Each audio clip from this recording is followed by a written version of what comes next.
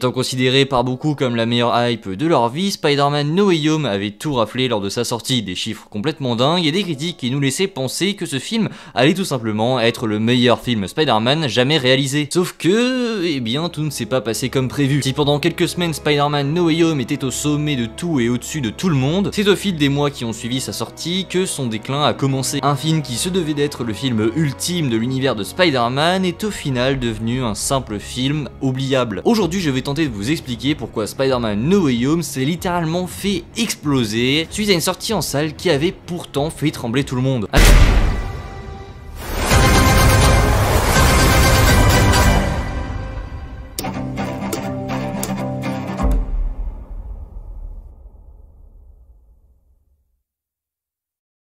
Alors en soi, Spider-Man No Way Home ce n'est pas un mauvais film, mais il faut quand même poser les bases, c'est un bon film qui se regarde et qui, quand on est fan de Spider-Man, va nous procurer beaucoup d'émotions. C'est un film assez riche avec beaucoup d'action qui, franchement, a plu à beaucoup de monde, on le sait. On peut noter beaucoup de changements et d'améliorations dans ce Spider-Man No Way Home. On voit que beaucoup de choses ont bougé, ont évolué par rapport à Homecoming et à Far From Home. Là où ces deux premiers films avaient un ton plutôt teen, plutôt fun, là ce Spider-Man No Way Home au contraire a un ton beaucoup plus dramatique. On peut également saluer la grande performance de Tom Holland qui, je trouve personnellement, signe sa meilleure performance sur toute sa trilogie. Et ce qui a indéniablement plu au public, c'est évidemment le fanservice à gogo qui est présent dans ce film. Et c'est de là que tout va partir, puisque ce fanservice est en effet la création de beaucoup de hype, mais aussi la création de beaucoup de problèmes. Spider-Man No Way Home est un rassemblement de tous les univers de Spider-Man que l'on connaissait, avec le retour des méchants emblématiques comme le Lézard, l'Homme Sable, le Docteur Octopus, Electro ou encore le Bouffon Vert, mais a surtout marqué le retour des deux acteurs ayant joué Spider-Man et ayant marqué nos vies, Andrew Garfield et Tobey Maguire. Et quand je vous dis que les problèmes partent d'ici, c'est que, eh bien oui, c'est forcément positif dans un sens, puisque le retour de ces deux acteurs a fait trembler toutes les salles de cinéma, on l'a vu. Et ce qu'il faut noter, c'est que ce film, on a vraiment l'impression que c'est un film qui est fait pour les fans. On a tellement voulu faire plaisir aux fans qu'on en oublie un petit peu notre scénario. No Way Home fait l'objet de nombreuses incohérences qui, encore aujourd'hui, ne sont toujours pas expliquées. Et c'est pour moi le plus gros problème du film. Il traite du sujet du multiverse qui est au cœur aujourd'hui du Marvel Cinematic Universe, mais malheureusement,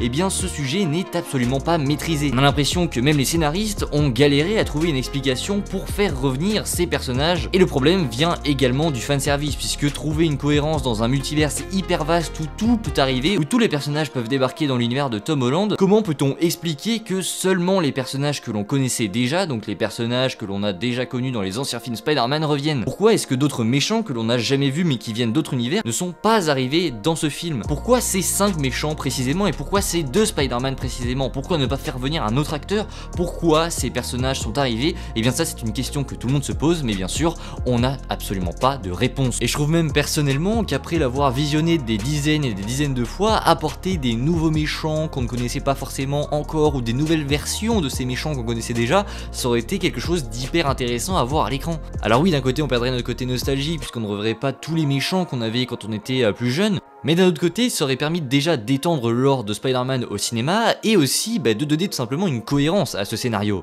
Et ça ne sert absolument à rien de théoriser, puisqu'il n'y a aucune réponse à avoir, et aucune réponse à connaître, puisque Marvel n'a pas cherché une seconde à avoir une réponse à cette question, puisque la seule idée qu'ils avaient derrière l'arrivée du multivers, c'était de faire revenir ces méchants emblématiques pour faire plaisir au public, pour évidemment faire de l'argent, mais au final on se rend compte que le film n'a absolument pas de fondation. Donc oui, Spider-Man No Way Home n'est pas un mauvais film, loin de là, il a même fait trembler la plupart des salles de cinéma. Il y a également un deuxième problème que l'on peut trouver à Spider-Man No Way Home, c'est son manque d'iconisation, puisqu'une fois qu'on sort de la salle de cinéma, on a des étoiles plein les yeux, ça c'est une évidence. On est choqué, on ne se rend pas encore compte de ce qui vient d'arriver, de ce qu'on vient de voir devant nos yeux, le retour de personnages emblématiques qu'on avait tant appréciés dans le passé, et au final, quelques mois après, on se rend un petit peu compte que la mise en scène de John Watts, un yes man parmi tant d'autres qui n'a aucune idée, aucune patte de réalisation, a finalement gâché un projet qui aurait pu tellement être meilleur. Je pense que quand on était tous dans cette période d'attente de trailer, qu'on s'imaginait que les 3 Spider-Man étaient présents, on imaginait tous différemment la manière dont Andrew Garfield et Tobey Maguire allaient apparaître. réapparaître. Personnellement, j'imaginais un Tom Holland qui était en difficulté contre les Sinister Six et que d'un seul coup, la musique d'Andrew Garfield ou de Tobey Maguire allait se lancer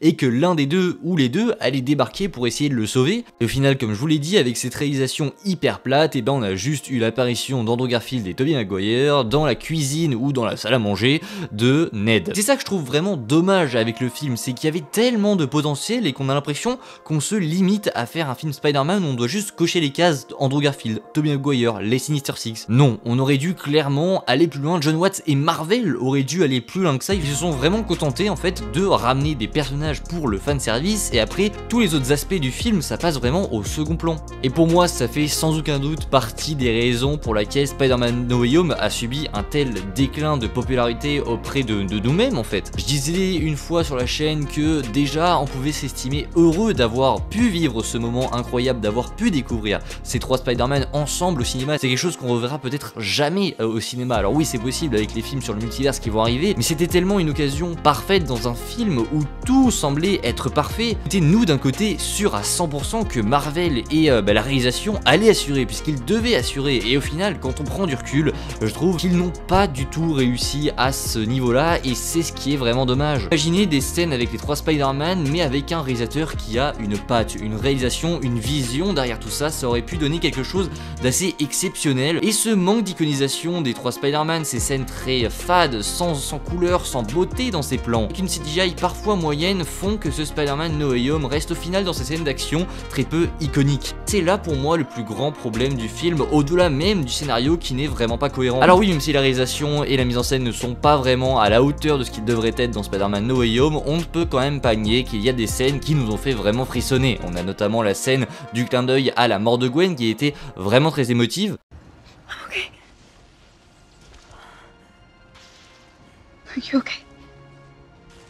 La scène de la mort de Tante May qui pour moi est vraiment réussie.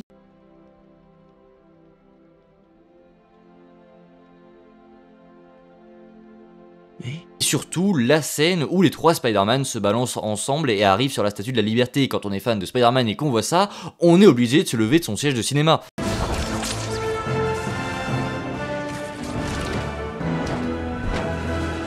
Je viens d'y penser, mais on a également la scène du combat contre le bouffon vert à la fin, qui est, je pense, l'une des meilleures scènes en termes de mise en scène, en termes de colorimétrie de l'image. C'est clairement le meilleur combat qu'on ait dans le film. En plus, avec ce qu'il représente, avec la mort de May, etc., c'est vraiment un très bon point positif pour le coup.